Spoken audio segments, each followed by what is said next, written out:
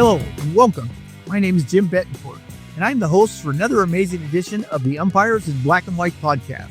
We will let you see a side of umpiring that is seldom discussed or appreciated from behind the mask. Without further delay, let's get this episode started.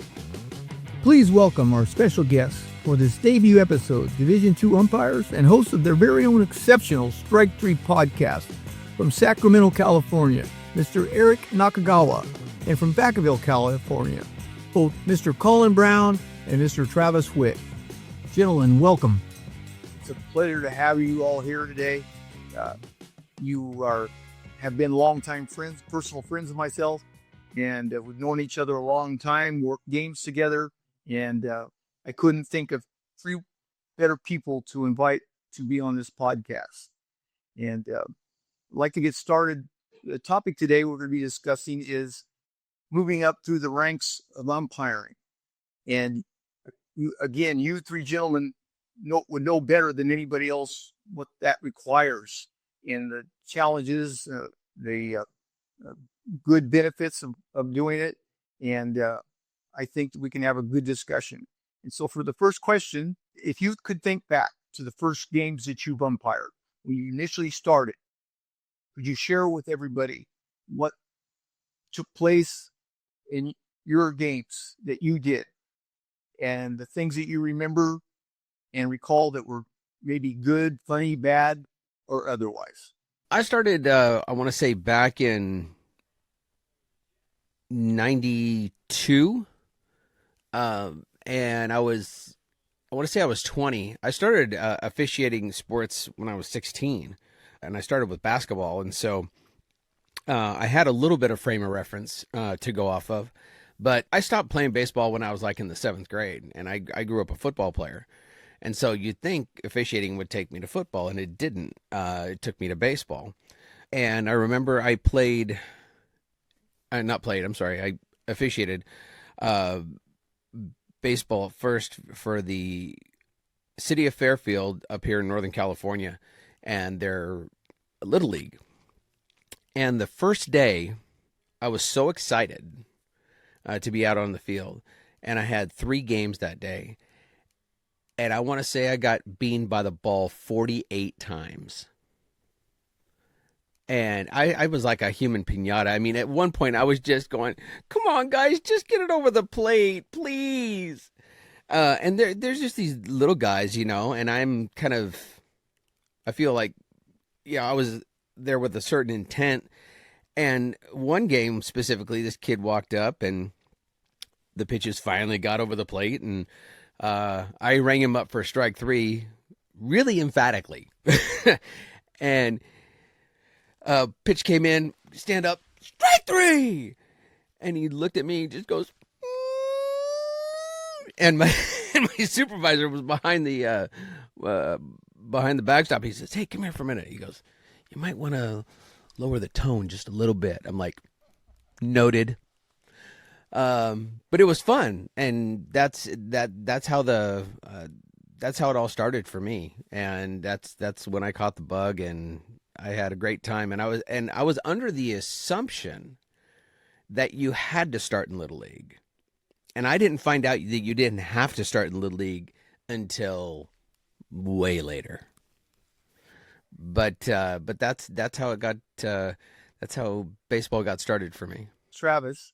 Thanks again for allowing us to come onto your show. I appreciate it, and glad to be a part of this, first of all. Basically, the good, the bad. Otherwise, I mean, umpiring has its ups and downs to begin with anyways.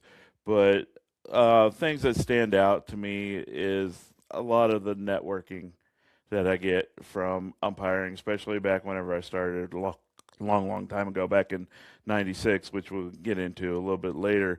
It took a while for me to move up in the ranks of umpiring, and I think that was the bad part. That is a bad part of it.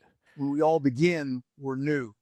And so, correct. And it's something that it's such a huge learning curve because there is so many components involved in umpiring. And, correct. The basic, when you first step behind that plate and you got your clicker, your indicator in your hand, uh, and then you start to think about the strike zone, and then you start to think about what happens, the what ifs. Uh, can you share a little bit about that? Oh, the what ifs is basically what for me was all the what ifs the coaches hate me. What if this or that? And then, I mean, like that goes away. That definitely goes away. It's like, what if the parents keep yelling at me the whole game? What do I do then? What do I do now?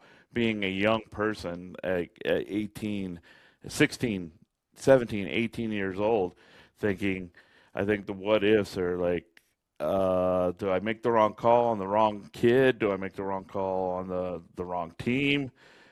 That's more of the what ifs, and I think the bad part of it. So you had those concerns in the back of your mind while you're Yes, on top of trying to remember the count, on top on of on yeah. So it on just top of being impartial, on top of basically just trying to call the fairest game that you can call, and then keep the integrity of the game of baseball intact for the players, and to again educate the players on and it's all a learning curve all the way up to during the whole game of sports is a learning curve for not only the players but the umpires, and to teaching the players the respect of the authorities of who control the game of baseball type thing. Yeah, and that weighs a lot in the back of my mind whenever I first started, and it still I still haven't been able to get a good grasp on that, but it's a lot better control than what it was whenever I started a long time ago, 30 years ago. great. Thank you for that answer. Thank both of you guys for this information. It's lets everybody else know in the umpiring world they're not alone. We all began someplace, and everybody was a novice at one time, and everybody's had these same types of feelings and emotions and concerns. Eric, I imagine you have a very interesting tale to tell. I don't know. I started like everyone else here in Little League, um, and I was coaching both my boys. They were in the 12-year-old group and the 10-year-old group. I was coaching. I was managing one team and then coaching for the older kids team. So it was kind of baseball. It's relevant on baseball. Well, it got to be summer and it's all-star time, and they had a time where they were playing. An age group was playing at our Little League that my kids were not playing in, but they wanted to go to the park and hang out with their friends. Fine, I took them down to the park. I'm just hanging out, watching the games. It was a summer day, Marin County, beautiful beach day. And for the all-star tournaments, it's college kids coming back and it's high school kids working a lot of the games. It was a beach day. Eric, what are you doing? Oh, I'm just hanging out, watching some baseball. My kids are over here playing. One's over that side of the park.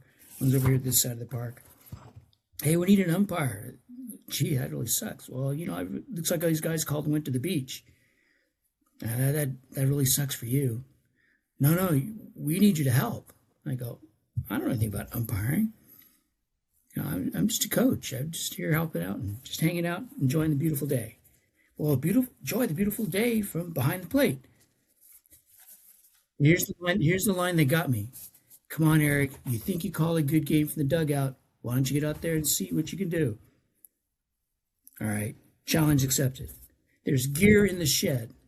It's one of those, balloon protectors, shin guards I put on the outside of my shorts. I'm just wearing sneakers, right? And in the back pocket of the protector, there's a brush, a clicker, they tell me, which I didn't now know it's called an indicator, but then it was called a clicker, and some rag, a red drop rag for when runners left early, you drop the flag, and the whole Little League thing. You can't leave the base until X amount of time. And then there's a mask. And he said, oh, and there's a big box in there of T-shirts that say, whatever Little League was on it. All right, so I put that on. I trudge behind the plate, and I don't know, but I know by rule book what the strike's supposed to be, and so I just did the best I could around that. applying some little leeway because it's 11-year-old kids. And much like Colin, I did have a brief spat there that changed catchers to be my job being pinata or human backstop. And, but it's 11-year-olds at that point. Most of them weren't throwing that hard. So I was like, okay, I can do this. And I kind of got the bug from there. Apparently I didn't embarrass myself too badly. So I kept doing that, kept coaching. And then when they needed to, if my kids weren't playing or we didn't have practice, and, I kind of help out because the park was really close. So I could just kind of swing on by. And then I coached my kids, not in high school, but I coached their summer teams. Sometimes I would help out with some of the summer baseball. So moved from the little field to the big field. And that was kind of, come on, Eric, you can work a big field. Why your kids play on big fields? Well, you know what you're doing. Okay. And I've seen on, TV, and of course I couldn't do anything like that. And so I just kind of, kept working up. And then I started, when my kids stopped playing at high school, I started coaching at the high school because I didn't want to be one of those dads who coached their kids in high school. And then so I kind of gave up umpiring for a while. Then my youngest graduated, and I got recruited by some of the umpires. Well, you're still around, you're still in the game, give this a try. So that's when I started umpiring scholastically and found out things learning along the way. Yeah, I learned a lot of things. The early lesson I learned is you don't know what you don't know. And I think that is so true. Everybody is in that situation because there is always this pretense that people have that how to umpire, and basically it's just simple. And when you're sitting in your easy chair looking at the game on television, you got the best view. You get the chance to call the replay, and I've seldom gotten a replay wrong. But when you're actually on the field working like we do, you don't get that replay. You have to be focused on the play. I had one umpire share that he was, the first time the ball was hit the second base, he was being the base umpire. He was so fixated on the nice play the second baseman made, he forgot to make the call at first base. And it's things just like, right? Because you go out there for the first time, and those are the types of mistakes that you're going to make. Thanks for sharing that information, guys. And I hope a lot of that everybody can relate to what we just discussed.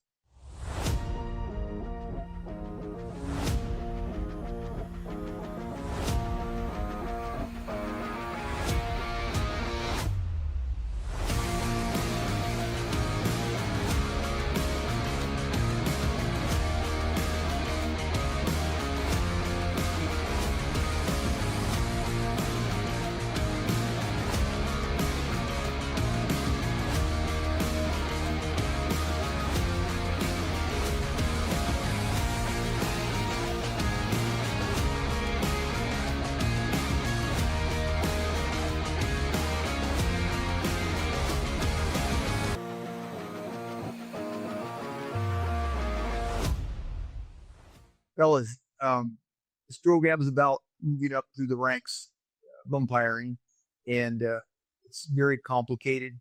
But for you personally, when did you decide that you definitely wanted to move up and umpire at higher levels and do the hard work that it takes to do that? When did that hit you when you began umpiring? I started taking baseball really seriously around 2015. In 2012, I went on a really long sabbatical between, I want to say, 98 and 2012 when my youngest son started playing baseball. And the UIC for the local Little League heard that I had umpired before, and so he approached me and says, "Hey, what do you think about umpiring again?" I'm like, you know what, been there, done that. I had fun doing it, but it's not for me anymore.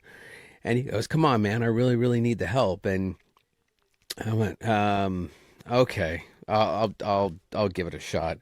And I started doing it again in 2012, and just really caught the bug big time. And I was having a really, really good time doing it, and a few years went by, and I wasn't moving up in my high school group because I started doing it at the little league level and at the high school level, and I wasn't moving up, and I decided to go to a camp, which I had no idea that there was one. I didn't even know that there was an actual pro camp or anything like that. I had no clue whatsoever. And I heard that a local college official was having one in Sacramento. So I attended, and that's where I met Eric and Travis.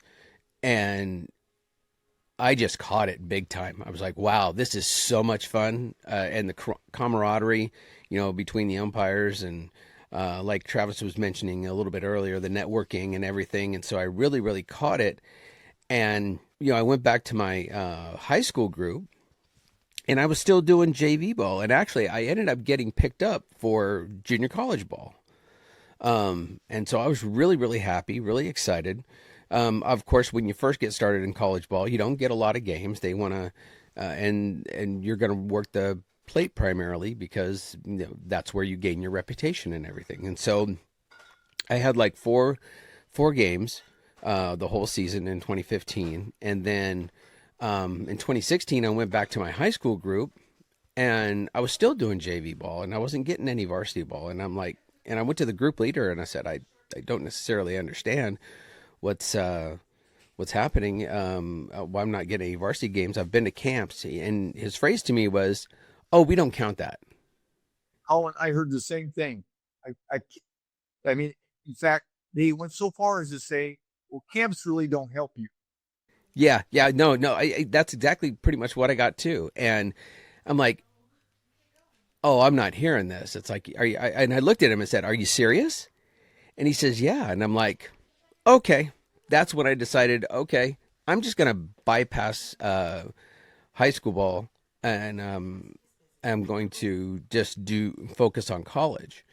And then I eventually ended up getting varsity games as time went on, and then my college schedule got so busy that I couldn't accommodate high school anymore. So, but that was a big eye opener for me. Big eye opener. I'm sorry, I forgot the initial question.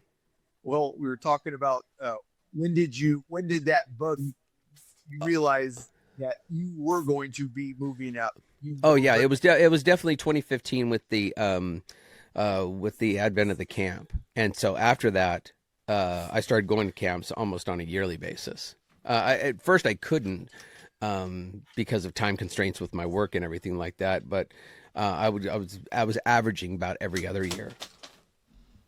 Somebody threw something at you, buddy. Yes, you did. Hey, It's my birthday. thank I you. wanted to say hi. Whose turn's next? Is it Eric's turn? Oh, that's me. That would be me. Yes. When did you get hit with knowing that you were going to be moving up to Division College Ball JC Division 2? Well, it kind of started. I came in this a really weird way. I was coaching high school. My last year of coaching was 2012. 2013, I thought, well, we should do something with baseball. And so I was working at Stanford University at the time. And I know they had these practices. I could at least get out in the field and practices, not knowing anything. You don't know what you don't know, right? So I'm back to that already. And so I went to the head coach there, and Coach Marquez goes, "Oh no, we assign all our practices through a gentleman named Ted Kovac. Let me put you in contact with Ted." So I called Ted, and he says, "Oh well," he said, "but I'm just starting out, but I just wanted to go as well. Let's see what you have. We're having the NCAA is having one of the regional meetings, annual meetings, beginning each year, in San Francisco this year. Can we meet there?" So I met there, and it sounded really interesting. And I said, I was here at the convention, haven't worked any games, and he introduced me to the Division II coordinator who had a camp in Florida. "Yeah, you ought to go to a camp." Okay, so off I went, and was way over my head. I learned things like there's differences in camps for different reasons, but I learned a lot. I learned a lot of what not to do. I learned what things to do. And this game is really challenging and interesting from an umpiring perspective because I'm here at a Division II camp and I haven't even worked a high school game yet. Things are spinning super fast, but is again, like I got started, challenge accepted. Let's do this. This is kind of fun. When I actually got things right. And that was, the bug was there. It was 2013, and the director there introduced me to a gentleman here who was a signing association in non-scholastic stuff, put me on all sorts of games, and he had a camp up in Reno, had a lot of fun, met a lot of nice people, a lot of nice umpires, met some other umpires too, but that neither here nor there. And as we got going, and one of the camps that we went to was in Sacramento. That's where I met these guys, and the whole networking thing. These are two of my best friends right here. Wonderful. And I think that, as Travis mentioned earlier, it's those bonds that really let you know that you're doing something that is worthwhile, and it also gives back to you is the fact that you have this friendships and these genuine nice feeling in your heart for other people, and it's feeling is returned. So, Travis, when did it hit you, brother? When did you know you wanted to go up? Basically, after I took my hiatus from baseball as well, like Colin had said before, he took some time off to watch his kid play baseball and everything like that. I took time off from baseball to focus on my professional career, not as an umpire, but in the real world of working the jobs that are out there.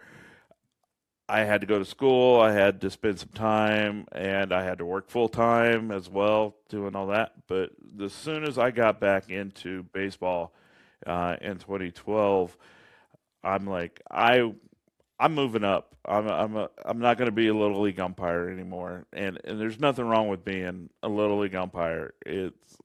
I've got good friends that are little league umpires, and they do a great job. They've gone on to do Western regionals and stuff, and even Little League World Series.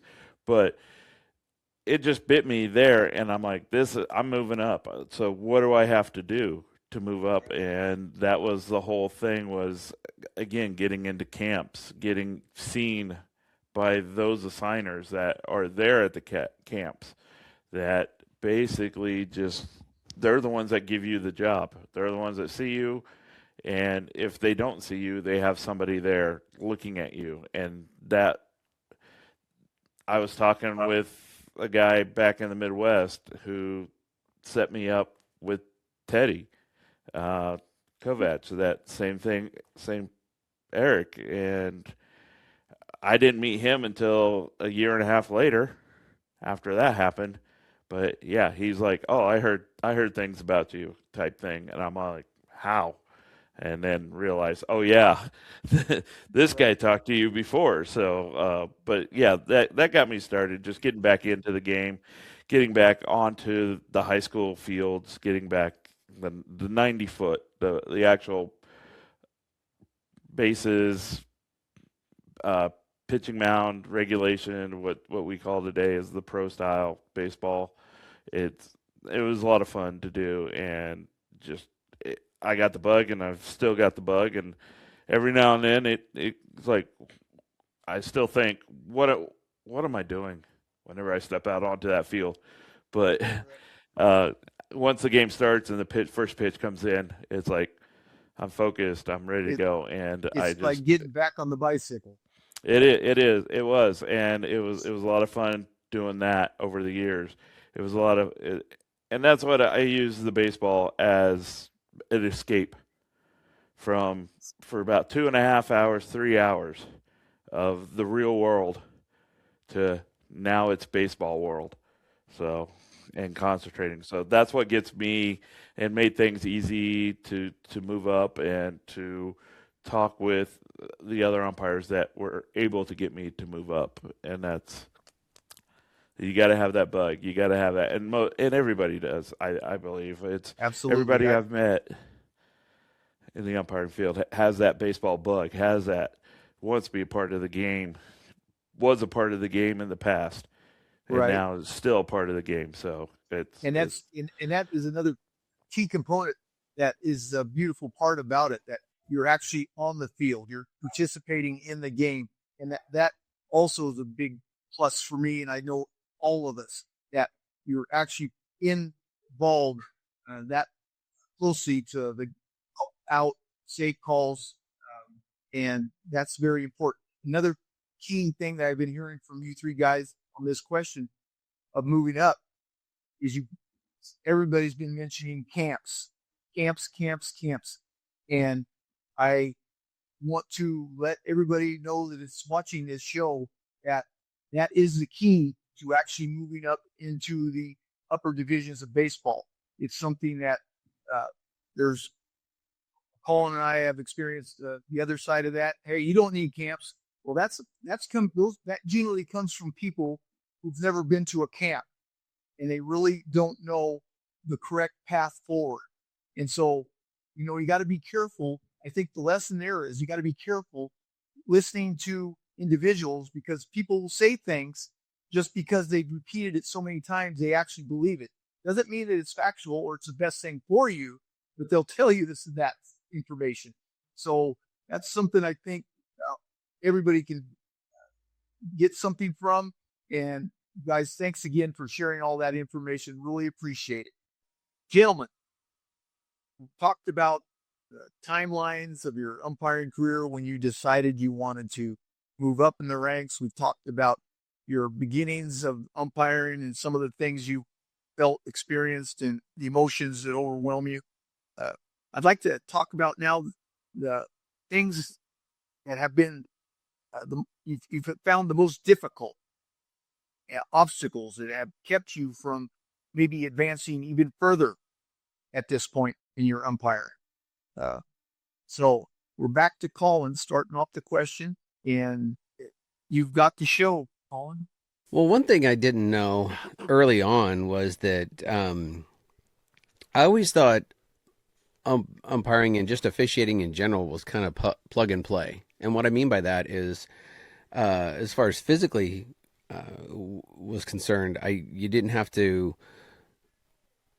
You could just go out there and do your thing without a lot of prep.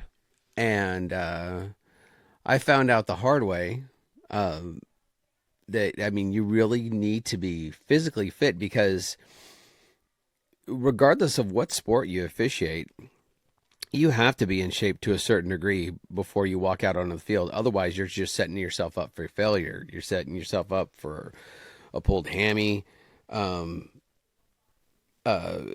falling, and just generally not looking good out on the field, because not only do you have to be the part as far as the rules knowledge and everything like that, but you also have to look the part too. Otherwise, you don't have a lot of credibility. And one year, I was doing a JC game in the Bay Area, and I was following a foul ball. I was the first base umpire. I was following a foul ball to the fence, and it felt like I got hit in the calf by a baseball. And I'm looking around for the baseball, going, "Where did that come from?" And then I took another step. I'm like, "Oh no, that's it. My calf was toast. I'd pulled my calf muscle, and I was out for the rest of the season." And so yeah, and it was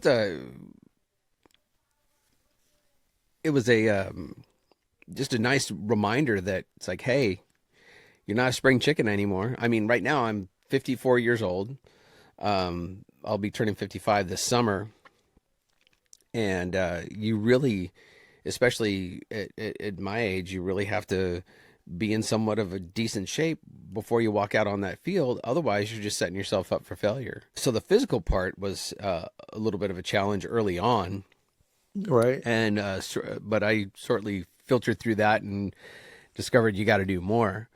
One of the other ones was I didn't know how much work really got put into officiating, just on a general level, for officials, regardless of sport, to move up. What you really have to do, what you have to do to separate yourself from the pack.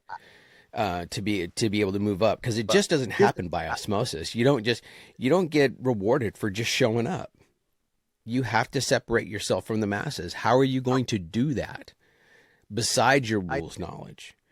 And the other thing is putting in the work, doing games for free, doing free ball. I mean, after Eric Travis and I went to camp, I mean, we were almost inseparable. I mean, we would go, both of them at the time, they both lived in the Bay Area, and I lived up in the Valley.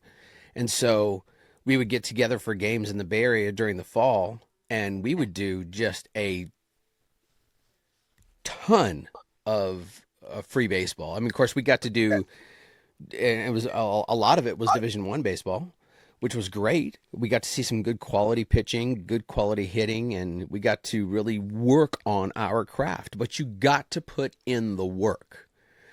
And I don't want to say that that's a negative per se, because a lot of people just think they can just show up and do their thing, or they show up and they expect to get paid. Well, sometimes you got to do things you don't want to do when you don't want to do them. Colin, if I can interrupt just a second. Sure. I worked a doubleheader over the weekend. I traveled 3 hours one way to get there. I worked as a doubleheader. Eric offered me, and I went down to the game.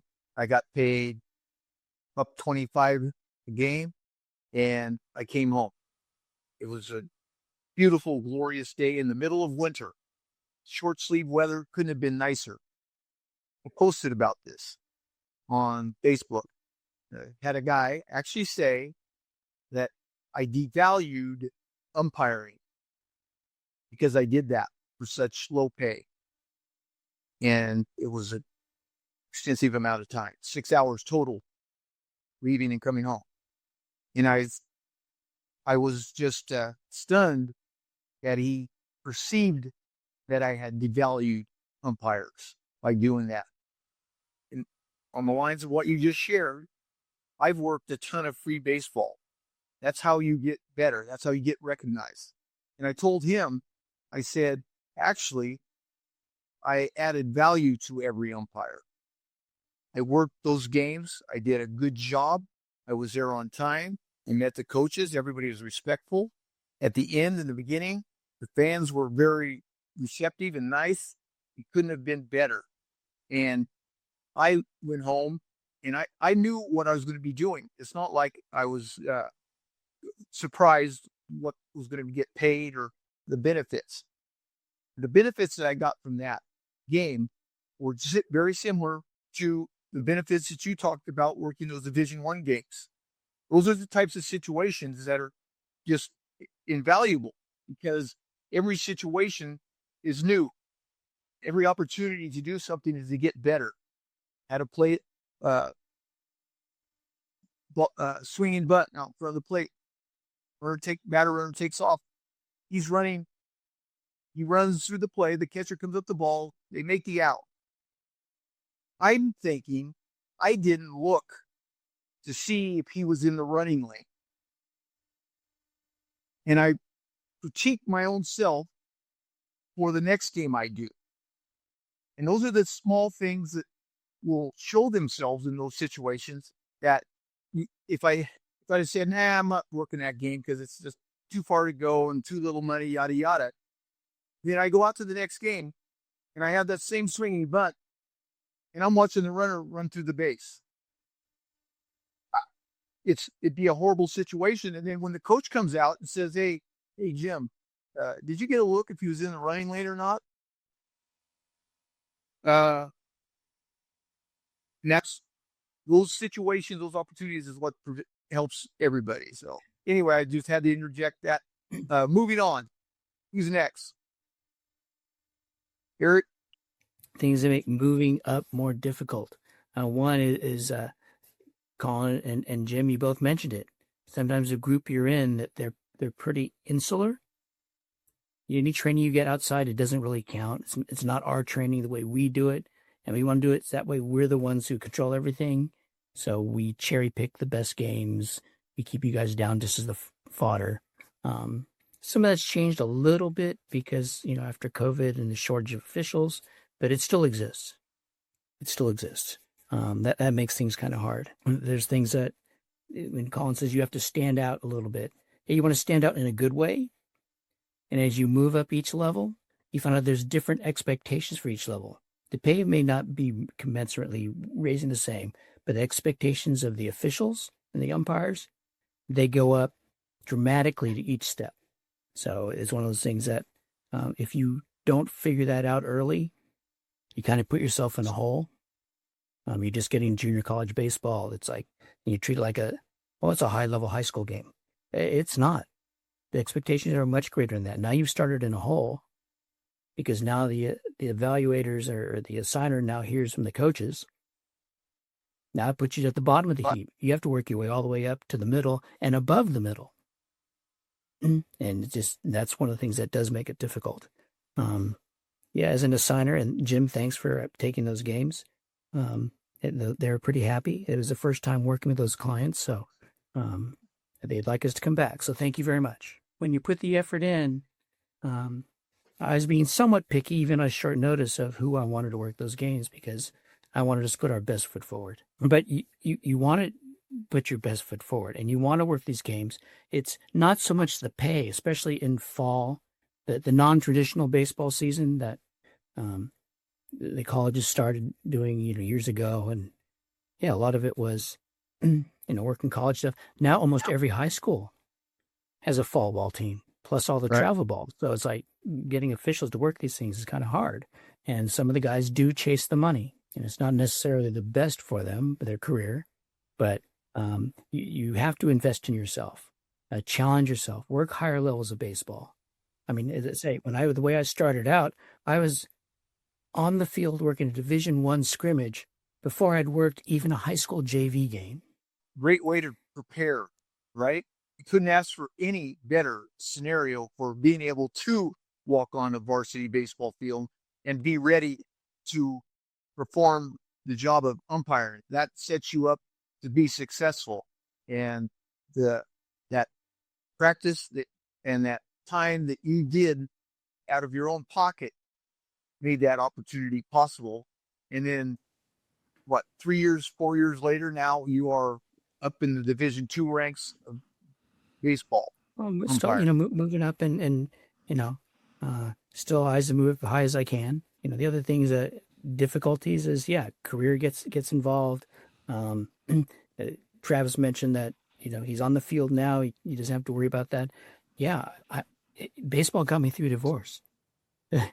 Right. Be on the field for a high school game or a 3-hour men's league game, 6 hours men's league doubleheader. I'm focused on this. The other stuff, it'll wait. It'll be there when I get out the field. Don't worry about it. Along those lines too, the general public thinks that we exclusively umpire. We do that full time for our jobs. And the reality is the majority of every umpire that you see out on the field at the high school, little league, college level has another full-time job they do for a living. Colin, you are a police. Help me out. What's your job? What's your profession? I'm a 911 dispatcher for a police and fire department in the Bay Area. Okay, great. Eric, what's your full-time profession? Well, now I'm retired, so I kind of pick and choose some contract work. But my job before that, I was an information security strategist. Travis? I am a paramedic, so I work on the other side of what Colin does, and I worked on an ambulance for 25 years, and now I'm in the industrial setting. And that just proves umpires do not do this because we're bored. We don't do it because we want to go out there and be the center of attention. We do this because we love umpiring. And that's the message I think that literally comes through, hopefully, when everybody listens to this podcast. That concludes part 1 of this 2-part episode on moving up in the world of umpiring. Part 2 of this episode will be dropping very soon. Thanks for watching, and see you next time on the Umpires in Black and White podcast. This podcast is brought to you by the #1 rated Baseball Rules in Black and White app. It's the only Baseball Rules app with videos, multiple rule sets, simplified rule language, and the best part, it's extremely affordable. Download it today or learn more at baseballrulesinblackandwhite.com. That wraps up another fun-filled edition of the Umpires in Black and White podcast. You can watch or share this amazing episode again on our Baseball Rules in Black and White YouTube channel, or go to baseballrulesinblackandwhite.com. Thanks for watching, and see you next time.